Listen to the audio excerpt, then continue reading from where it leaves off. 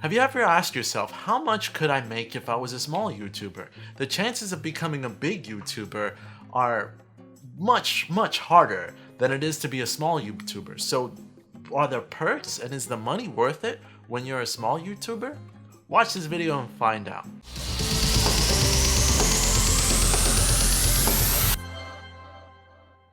Hello, my name's Magnus, and if you're into camera gear, if you're into new cameras, tech, talking about that stuff, or learning a thing or two about mirrorless or DSLR cameras, specifically for video, definitely hit that subscribe button. We'll keep you up to date on all that stuff, but let's get right to the point. I've got 1,892 subscribers, so I'm just below 2K. But really, when you have that many subscribers, how much money would a guy like me make? Well, let me give you a few of my stats so that we can start off with what we're kind of working with here before we kind of trail off into how much or what do you get? What are the perks when you get this type of growth? When it comes to total views in channel, just so that you get a good perspective, my channel has had over its history over 580,000 views. Now, this is not a video that took off. Actually, none of my videos have ever reached viral status, and by viral status meaning a lot of views that are in hundreds of thousands in a short amount of time. So I think my most watched video is from many years ago, and it's got about 70,000 views, and that was over a long period of time. And then it cuts down way less than that, so I really don't get that many views per video. However, my performance has been fluctuating. It was really good and then not so good, and then right now it's somewhat mediocre. So if you're watching this, thank you. It means a ton to me. But I always put in as much work as I possibly can per video, but that's how many views I have as a channel. So how many videos do I have that I've got 580,000? Well, I've published on this channel, they're active now, around 180 videos. That's a lot of work. And this, I mean, including this one, it's around 180, probably more than that, just under 200. So all of those videos are out there right now. I'm getting about maybe 500 views every 2 days. So those videos are working for themselves. And because I have over 1,000 subscribers and my channel has produced over 4,000 watch hours per year, I actually get to be monetized. So I do make money off of the fact that you're watching this and everyone else is watching this. So that, again, appreciate it. So that is, at least from a monetary perspective, how I'm making money, or part of how I'm making money. How long did it take me to get this large? About 3.25 years, maybe 3.5 years, let's just say. So I started really focusing on camera work around September of 2016. Now it's 2020, it's almost 4 years that I'm working on this. It's 2020 and it's been exciting and I still want to do it. But I didn't start off the gate knowing that I was going to be cameras. I did videos about giving life advice, giving dating advice, other types of videos before I really found that core niche that would actually start to grow an audience.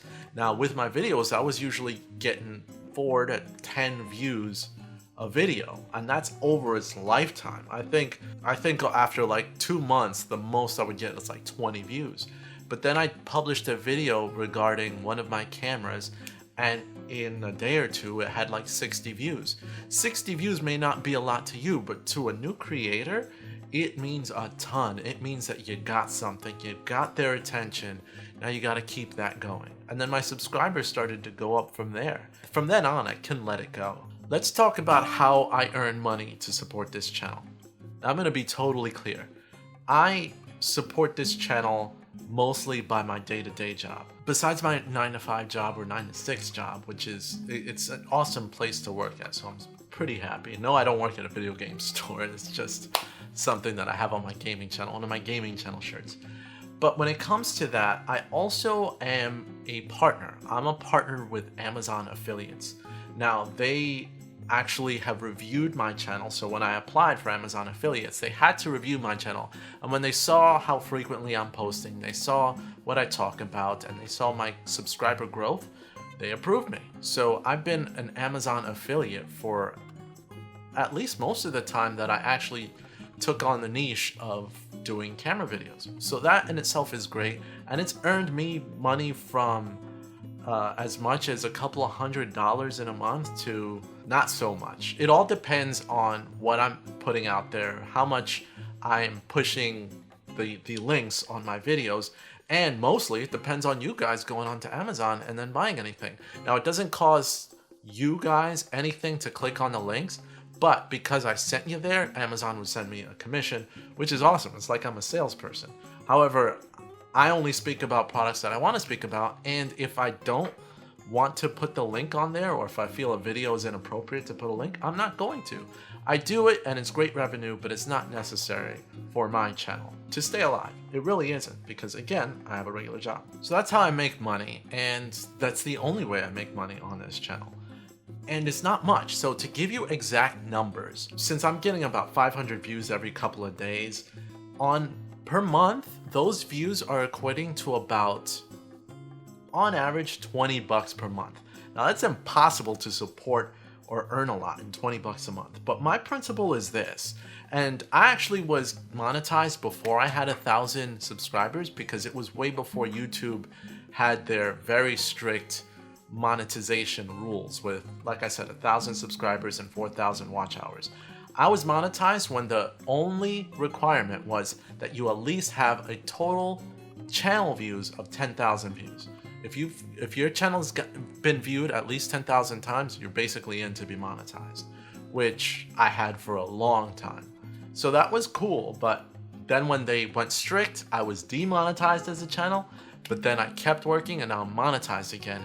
And it's for that feeling of feeling relevant, feeling like I'm part of something, but it's also a deep feeling that the fact that I make money and that you're able to make money too, over just giving your opinion, over just talking, giving an audience some information, and it all just comes from you. And to put it out there and to actually have people watching it and then to get paid for it, no matter what it is, for a big company to say, here's the money because you decided to give us your opinion, that is a huge honor. And it's something that I find that it's worth it. No matter how small it is, it's definitely worth it, because I feel like I deserve it, but also it feels like it's actually something that I want to do, and people are thanking me for that. And honestly, there's few better feelings in the world than to actually get that type of praise. But there's other hidden benefits as well, and it's not just the money. This platform, especially when you grow to this kind of level, gives you the opportunity to do several things. Like, for example, on the side, I also have a business to do video production for others, such I do like dance DVDs for dance studios, things like that, and I get hired to do kind of photography for certain events. So all of that brings in revenue, which is nice. But when I need something to point them to, I could point them directly to my YouTube channel, and that works as an advertisement for me, because then they feel like, oh my gosh, he's really serious, he's really good, let's use him. And they can not only that, but also gather knowledge from me. So YouTube has been kind of a marketing vehicle. Even if it's not paying that much, it's been a marketing vehicle to increase the sales of my own personal business. So that's exciting too. And it's something that I'm proud of. It's something that I can say, hey, why not, hire me. But another thing, there's the question of, okay, with 1,000 or 2,000, and is anyone gonna recognize you? I mean, let's face it, some of you are in for that YouTube fame. It's not just the money, but to get recognized, to get called out, to be like, I know you, you're famous, can I have your autograph? Some people want that, others don't, but some people want that, and they want to help people connect with their audience. And with this type of channel where you have less than 2,000 subscribers like I do, it is a great level to be in. I always want to grow. I want to grow to that 1 million, 2 million, 10 million, 100 million subscriber level. Amazing. Thank you for watching. But being where I'm at now, I'm not upset. Being that the growth is slow crawling before you really start to grow, I'm not upset, because I get to really be connected with my core audience. There's a couple of negative ones, but for the most part, your core audience will be there and you can actually speak to them more.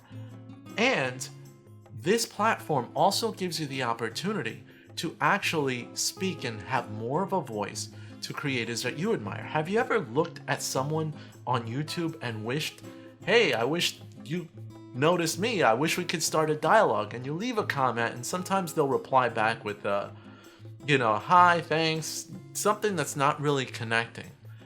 But if you actually have a platform like YouTube, like what I have, and have a platform so when I leave a comment, they can see who I am, and that they can see that we're actually at least into the same things, and they could become a fan of mine. I could give you a couple of stories. Peter Gregg, he has a camera channel as well, and you should definitely subscribe to him if you know him. He has a great channel, and I became a fan of his, and I would watch his content because his presentation style is really something I enjoy. And Peter, if you're watching this, thank you. This was one of my first lessons. I reached out to Peter, and then Peter actually was able to see that I had my own channel too, and then I was able to help him. I actually created a video specifically for him to actually give him some advice on a 5D Mark IV when it comes to its usability and what you can do with it. And we became friends. We actually became friends because he can see my channel. He can see that I added value. He can see that we were into the same thing. And now we're connected. Not only that, I had the back and forth dialogue, not directly through YouTube, but through Twitter with Chelsea Northrup. And Chelsea Northrup is so nice. And when I recently commented on her channel just a short time ago, she remembers our conversations. We're able to connect. She's seen my channel too as well. So Chelsea, if you're watching this, hi, and thank you. You get to meet the people that you're actually fans of. It gives you a higher chance because they can see who they're speaking to because your opinion is out there. And then others start coming to you that you never expected. I have a gaming channel as well, so I have more than one channel. The gaming channel is slightly smaller than this camera channel, but in there I've met not only others in the community who have YouTube channels who I was a fan of, but they also reached out to me because they would watch my stuff and I would respond to them, say, oh my gosh, I'm such a fan of yours, you're a fan of mine. And in that channel, I have just over 600 subscribers, so it's not even that big. It's not as big as this camera channel. And my camera channel, to most creators, I'm considered very small. But I was able to actually be friends with them. Not only that, I met voice actors, famous voice actors for video games, and interviewed them on that channel, which is again much smaller. So you don't have to wait till you're huge to really start reaching out. You can reach out from day one, but it's easier to kind of connect with them, and that's an awesome experience. Everyone I've met is awesome. There's actually one YouTuber that would actually watch my camera videos because I started watching her videos, called Psych IRL. Now her channel has well over 100,000 subscribers, but I knew her when she had 8,000 subscribers, and I saw her meteoric growth. And that's thanks to a Shane Dawson tweet where he recommended his fans go watch her video, and then she just took off from there. And she's an excellent creator. That is just amazing as well, just to have that and to connect with people that you admire, and then they get to know you from this level. I mean, if you're ready to do that, for me, it was totally worth it, and it brought me new experiences that I probably would have never had I not started a YouTube channel. And I guess I'm ranting on, so that's one of the best things. What about the haters? So there are haters in the channel that will eventually comment and leave negative comments. Now that's something that a lot of people fear. If you fear making a YouTube channel and then you're afraid of comments that are going to be extra negative, I can understand. There was a couple of comments that were left on my previous video that I did just over a week ago where people commented on the fact that they didn't like the character that I play on this channel and that they skip those videos. I take that as feedback, and any negative truly harsh comments, which I've gotten as well, I don't know what they're going through in their lives. I don't know why. Maybe they think they're funny. Maybe they think they're trolling. I never take it personally, even if they're saying, oh, your goatee's awkward, or you had a spilled thing here. Okay, I'm human just like the rest of you guys. And that's totally fine. And a lot of criticism I will actually look at and say, okay, are they saying anything that is something that I should take a hold of? Like, for example, in the camera industry, there's a lot of fanboys to certain types of cameras, like Canon only, Sony only, Panasonic only, Nikon only, like true fans to specific camera brands. And then when you seem to be from a perspective of like if I make a Canon only video and then from Sony someone says you're a Canon fanboy or something like that, which would happen, if they have anything relevant to say that actually adds to my knowledge, for example, they say you're a Canon fanboy, did you know that the Sony a7S III was just announced and that camera has much better features than the Canon R5? I would be like, okay, disregard the fanboy comment. But then I'd be like, what? The a7S III was announced? So I'll look at the actual information that I should pay attention to, and if I didn't know that before making that video, I'll be like, holy crap, thank you. and then if it's just derogatory negative comments that have no substance to it, I'll mostly disregard it. But you can't let anything get into you and really beat you down, because again, you don't know the other person. You don't know. And if you get a derogatory comment from a channel that is actually has like, let's say it's a big YouTuber who like just totally disses you. The way I think about it, and I'm still waiting for the day for that to happen, because actually most people have said I'm nice, so thank you for that. If that does come to me, I look at it as an opportunity, like, ooh, they went after me. Okay, let's see how we can market this and make it good for both of our channels. I look at it as an opportunity. Quite honestly, what you're putting out there and what I put out there is information. And if someone has disagreements with my information but has honest reasons why, then that's fine. But dealing with haters, to me, is just information. And if it's just all negative, then there's no substance. Then why should I pay attention? So that's how I deal with like haters. Do you get recognized in the streets? That's another question.